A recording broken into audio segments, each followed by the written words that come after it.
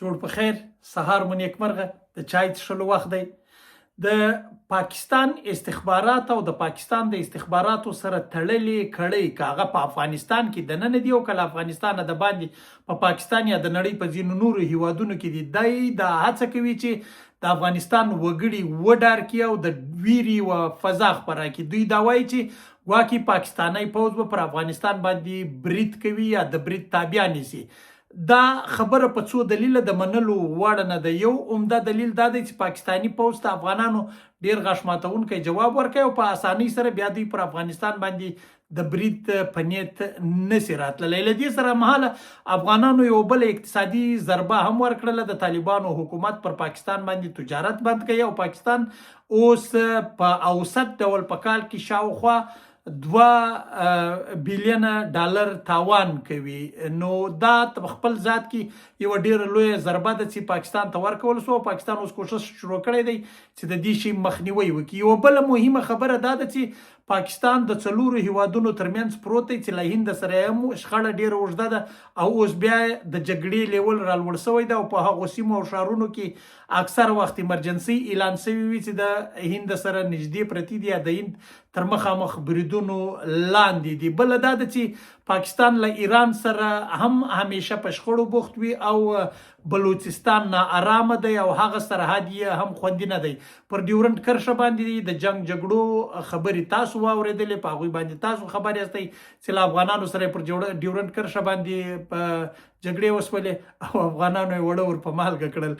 پوځیان هم ځینې راوستل او وسلې او مهمات هم ځینې ونیول او دوی په تېښته بریالي شول. ښه دا خو دا اړخ دی چې له افغانانو سره دلته په جګړه باندې بوخت دي. تر دې ور اخوا ته یو بله مهمه خبره دا ده چې پاکستانی پوځ د خپلو سرحدونو د ساتلو سره سره چې دوی یې نشي ساتلی په کور دننه اوس له څلورو ډیرو لویو مشکلاتو سره مخامخ دی. یو تر ټولو لوی مشکل د دوی دا دی چې دوی په اقتصادي بحران کې راګیر دي. دا اوس د افغانستان تجارت ور باندې بند شوی ده هم چې دا ورخطا دي. بنیادي وجه دا ده.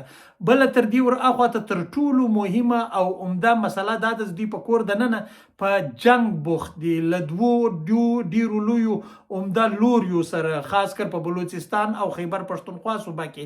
دا هغه دوی سیمې دي چې دوی همیشه ځینې کړیږي په خیبر پښتونخوا، جنوبي پنجاب او ډیره اسماعیل خان او وزیرستانونو کې ټي ټي پی عملیات کې او په بلوچستان کې بیلف د بلوچستانو د ازادي بیلابیل غورځنګونه په جنگ جګړو باندې بوخت او په پنجاب کې دننه خو هغه دم اوس سر راټوکېدلی دی، د بریدونه کېږي. نو دا یو بل اړخ دی. تر دې ټولو ور اخوا ته همدا اړخ دا دی چې د دوی پوځ اوس دننه د اختلافاتو ښکار شوی دی. له هغه وروسته چې عاصم منیر د مارشالۍ د رتبې په ترڅ کې د ټول عمر د پاره ځان مارشال اعلان کړل او د پوځ واک په لاس کې واخیستلې.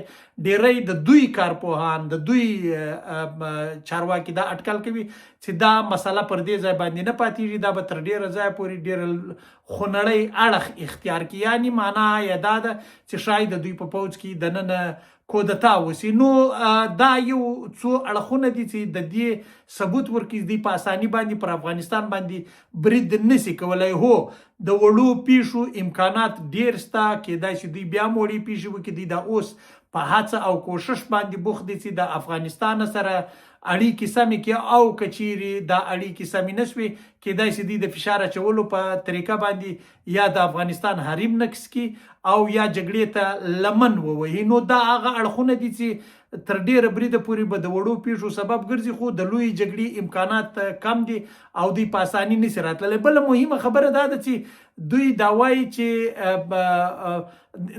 د دوی ځینې کارپوهان، ځینې امنیتي چارواکي دا وایي چې ګواکې پر ډیورنډ کرښه پراته قومونه به له دوی سره ودرېږي، قطعا نه ورسره درېږي. دوی دا حساب د هند سره د ښارونو پر بنیاد او بنسټ باندې کوي.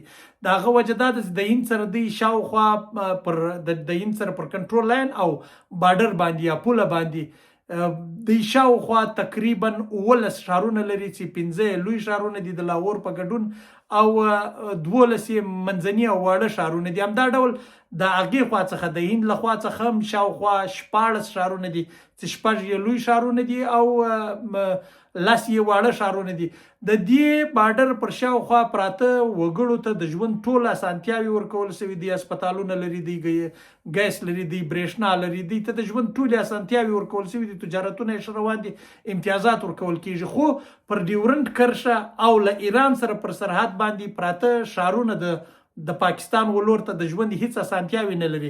په دواړو لورو کې دوی بمباري کوي، دوی خلک وژني، دوی خلکو ته تلفات وراړي، دوی بېلابېل ظلمونه له دې خلکو سره کړي دي. نو د دوی دا اسټیمیشن یا د دوی دا اندازه به هم داسې غلطه وي لکه نورې اندازې چې غلطې وختلې چې ګواکې دا خلک به له دوی سره درېږي. نو دا خلک له دوی سره نشي درېدلی. دې ټولو شیانو ته په کتو اوس دوی پر یو پلان باندې کار کوي چې څنګه کولی شي چې بیرته له افغانستان سره اړیکې و هغه ځای ته ورسوي چې کال د مخه موجودې وي یا 2 کاله د مخه موجودې وي یا 3 کاله د مخه موجودې وي. نو خو د دې اړیکو د بیرته سمېدلو امکانات ډیر لږ دي. البته یو ټکی بل چې پاکستان یې سخت ډار کړی دی، سخت یې ویرولی دی، هغه د افغانانو یووالی، اتحاد او اتفاق دی.